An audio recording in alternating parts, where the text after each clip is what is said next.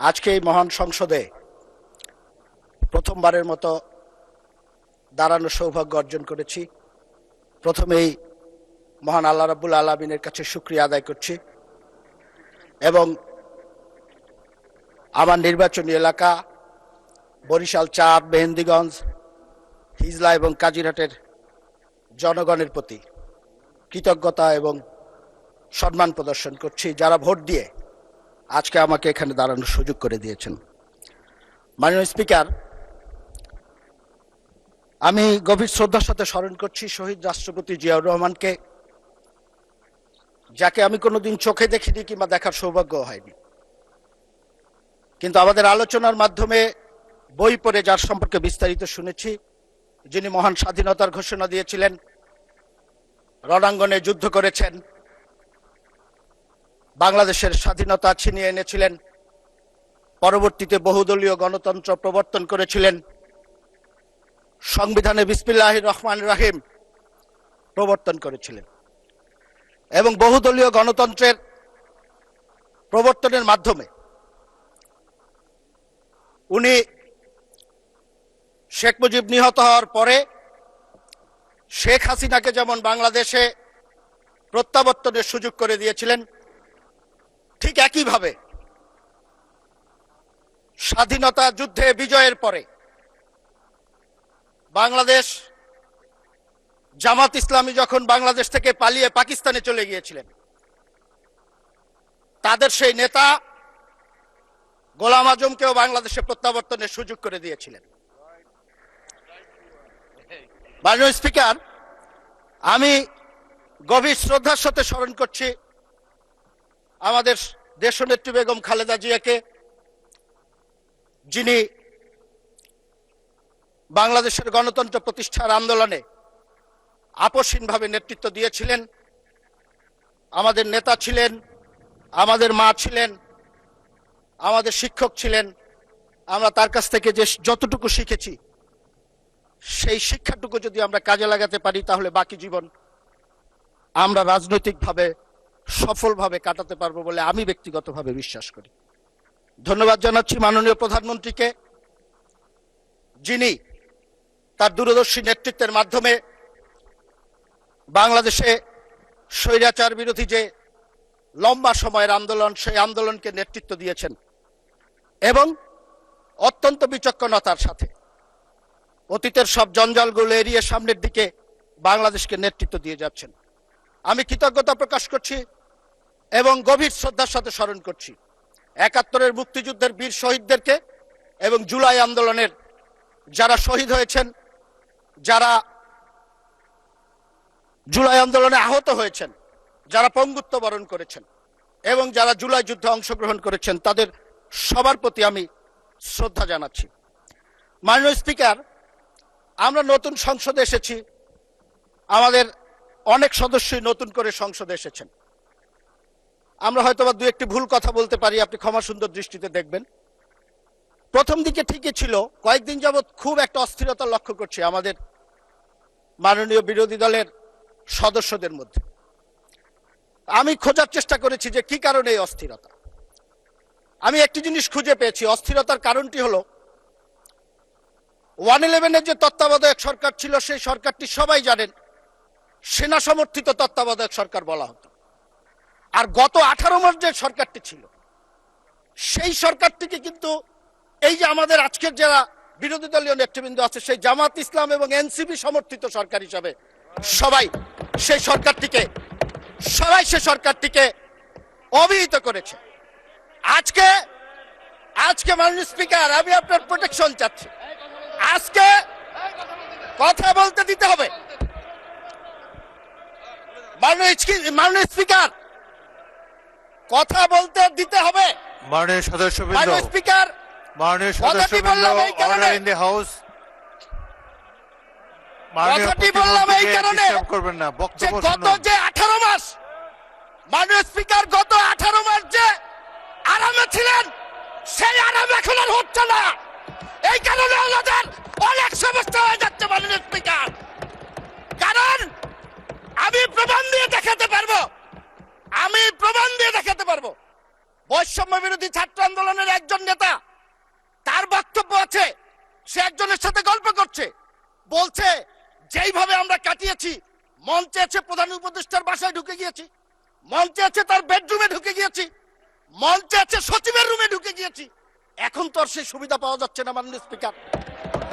সমস্যাটা মাননীয় স্পিকার এই জন্যই। আমি একটি কথা বলতে চাই আরেকটি বিষয়ে। জুলাই আন্দোলন নিয়ে কথা হয়েছে, এখানে আমি অন্তত পক্ষে 3 জন সংসদ সদস্য বক্তব্য দিয়েছেন, রেকর্ড আছে আপনার কাছে। একজন বলেছে 844 জন শহীদ হয়েছেন, একজন বলেছে 1000-এর উপরে শহীদ হয়েছেন, একজন বলেছেন 1400 শহীদ হয়েছে।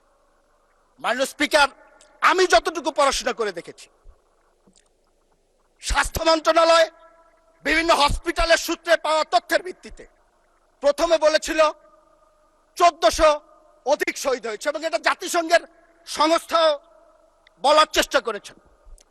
পরবর্তীতে মুক্তিযোদ্ধা মন্ত্রণালয় একটি গেজেট প্রকাশ করেছেন, সেই গেজেটটিতে অতীতের গেজেট বাতিল করে 844 জনের একটি চূড়ান্ত তালিকা প্রকাশ করেছে। এখন সমস্যাটার জায়গা কোন জায়গাটায়?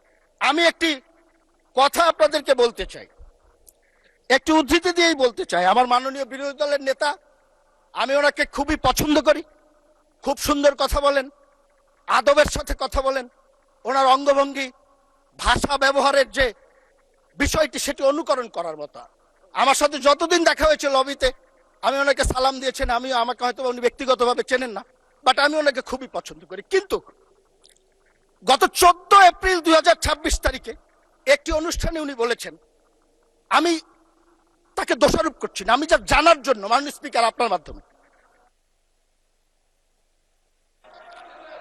মাননীয় সদস্য, আপনাকে আরো 2 মিনিট দেওয়া হলো, 2 মিনিটের মধ্যে সাম আপ করেন। মাননীয় স্পিকার, আর একটু বাড়িয়ে দেওয়া হোক। সময় তো দেয় আপনাদের হুইপরা, বাড়ানো কমানো সব মাননীয় তাদের স্পিকার, হাতে। উনি বলেছেন প্রোগ্রামটিতে, আমি পত্রিকার রিপোর্ট দেখে বলছি, আমি দেখাতে পারবো, 14 এপ্রিল 2026 1400 শহীদে 1200 শহীদের বাসায় যাওয়ার সৌভাগ্য আমার হয়েছে। এখন মাননীয় স্পিকার, সরকারি গেজেট 844 জনের, উনি 1400-র মধ্যে 1200-র বাসায় কিভাবে গেল, এটা তো আমি বুঝতে পারতেছি।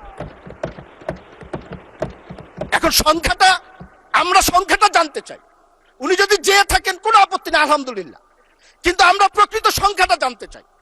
আজকে জুলাই আন্দোলন হয়েছে 1 বছর 2 বছর হয় নাই, এখনই স্মৃতির বিস্মৃতিতে অনেক কিছু হারিয়ে যদি যায়, 10 বছর 20 বছর পরে এই ইতিহাস বিকৃতি কোথায় গিয়ে পৌঁছবে? মুক্তিযুদ্ধকে নিয়ে যে ধরনের একটি ব্যবসা, এই মুক্তিযুদ্ধের চেতনা নিয়ে যে ব্যবসা আমরা দেখেছি গত 54 বছর, আমরা চাই না এই প্রজন্মের যারা আছি এই জুলাইকে কেন্দ্র করে নতুন করে ব্যবসা শুরু হোক। এই ব্যবসা বন্ধ করার জন্য প্রকৃত ইতিহাস, কতজন শহীদ হয়েছে, তাদের রাজনৈতিক পরিচয় কি, আমরা জানতে চাই। আমরা তো রাজনৈতিক পরিচয়ের কথা বলেছি।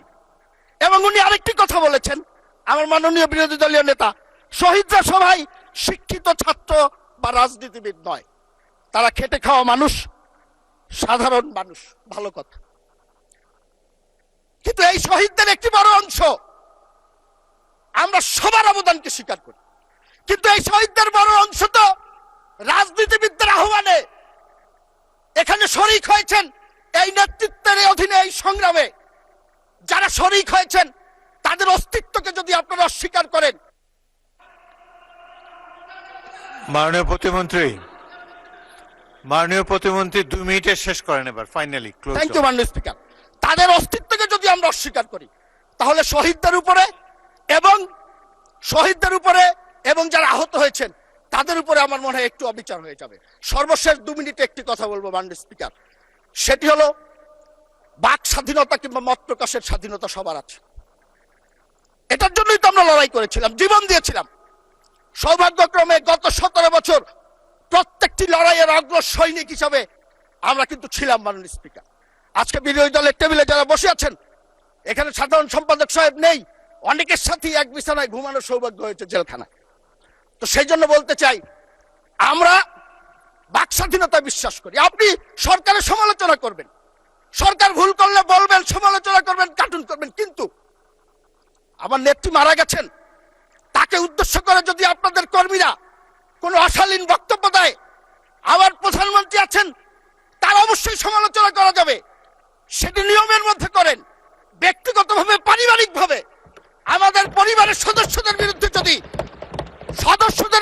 যদি এইভাবে কুচ্চারটনা করা হয়, সেটি কিন্তু আমাদের জন্য দুঃখজনক। এবং একটি কথা বলবো, সেটি হলো যারা এই কুচ্চারটনা করেছে, আপনারা এখানে অনেক সুন্দর সুন্দর কথা বলবেন, আমরাও শুনতে চাই, আমরাও কাজ করতে চাই আপনাদের সাথে, কিন্তু যারা কুচ্চারটনা করেছেন আমরা তো দেখলাম আপনারা তাদেরকে পুরস্কৃত করেছেন। আপনারা পুরস্কৃত করেছেন যিনি কুচ্চারটনা করেছেন, অশ্লীল মন্তব্য করেছেন, তার পরিবারের সদস্যকে আপনারা সংসদ সদস্য করেছেন। কি প্রমাণ করতে চান আপনারা?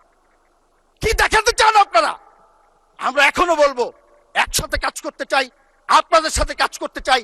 যে স্বপ্ন নিয়ে 24 জুলাই অভ্যুত্থান হয়েছে, সেই অভ্যুত্থানের চেতনাকে বুকে ধারণ করে আপনাদের সাথে সরকারি দল এবং বিরোধী দল একসাথে কাজ করতে চাই। ধন্যবাদ মাননীয় প্রতিমন্ত্রী।